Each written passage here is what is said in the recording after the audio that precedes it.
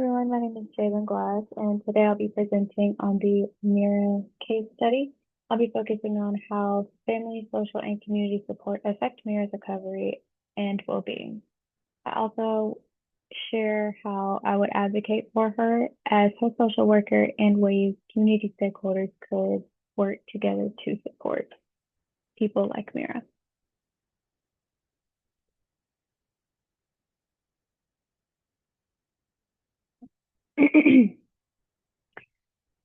Mira is a young woman dealing with anxiety, depression, and low self-worth. Her story shows us how family, friends, and community can either help her recover or make things harder in this presentation. I'll look at how each of these areas impact her life.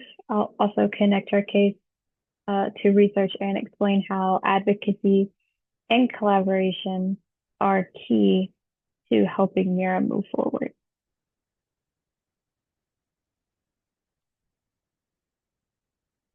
Mira grew up in a home with an alcoholic father and a distant mother. This kind of environment left her with deep struggles around trust and self-worth. Research shows that family relationships can strongly affect both the mental and physical health, either protecting or hurting well-being, depending on their quality. For Mira, her siblings could be a source of support, but her family's distrust of therapy might make it harder for her to get help.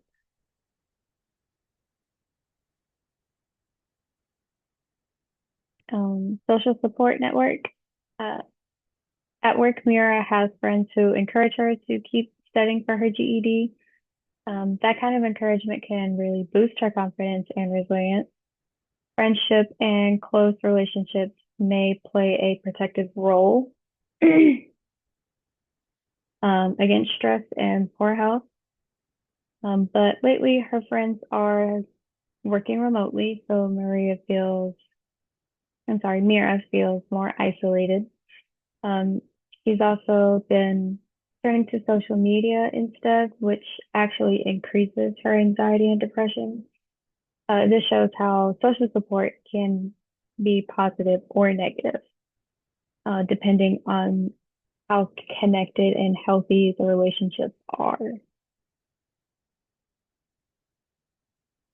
The importance of relationships. Healthy relationships really matter. They help people manage stress and improve overall health. On the other hand, poor or distant relationships, excuse me, can lead to loneliness and mental health struggles. Strong skills in building and maintaining relationships are linked to better outcomes in counseling and recovery. For Mira, focusing on supportive relationships is a big step toward improving her well-being.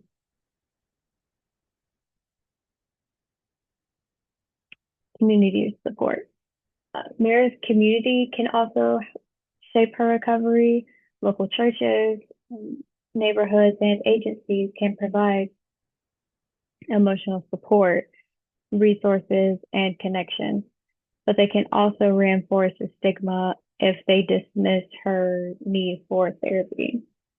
Research highlights the importance of building healthy community-based relationship programs that encourage safety and connection. For Mira, programs like telehealth, counseling, and food access services could help reduce barriers she faces in her rural life or in her rural environment.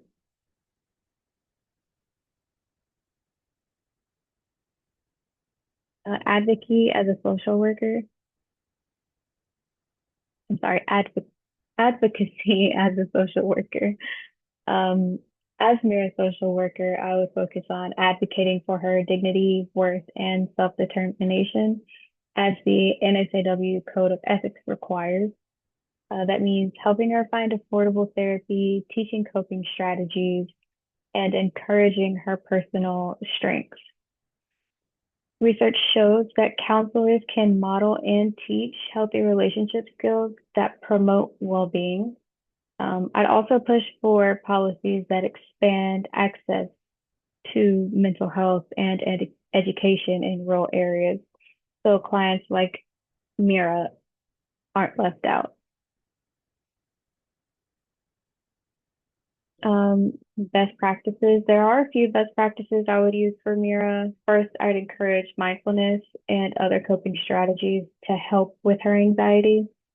Second, I'd work on building healthy relationship skills since we know that positive relationships are protective.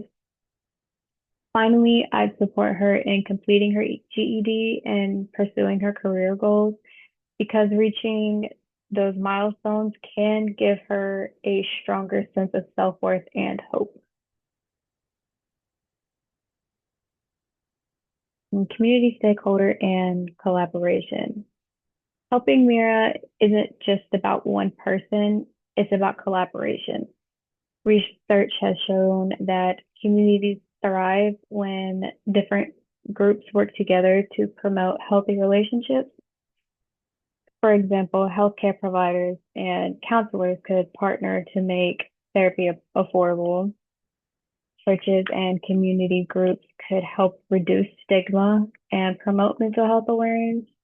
And local leaders could work with food programs to improve health access since our biological health is tied to our overall well-being.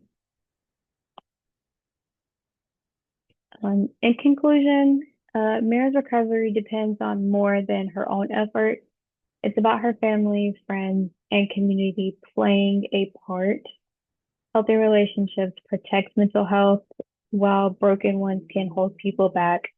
As a social worker, it's my job to advocate and push for collaboration so clients like Mira aren't, or like Mira, not only recover, but truly flourish.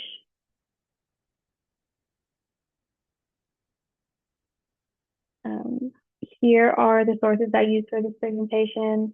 These studies and texts highlight the importance of family, social, and community support, as well as the role of advocacy and relationship skills in recovery. And again, my name is Jalen Glass, and thank you so much for watching.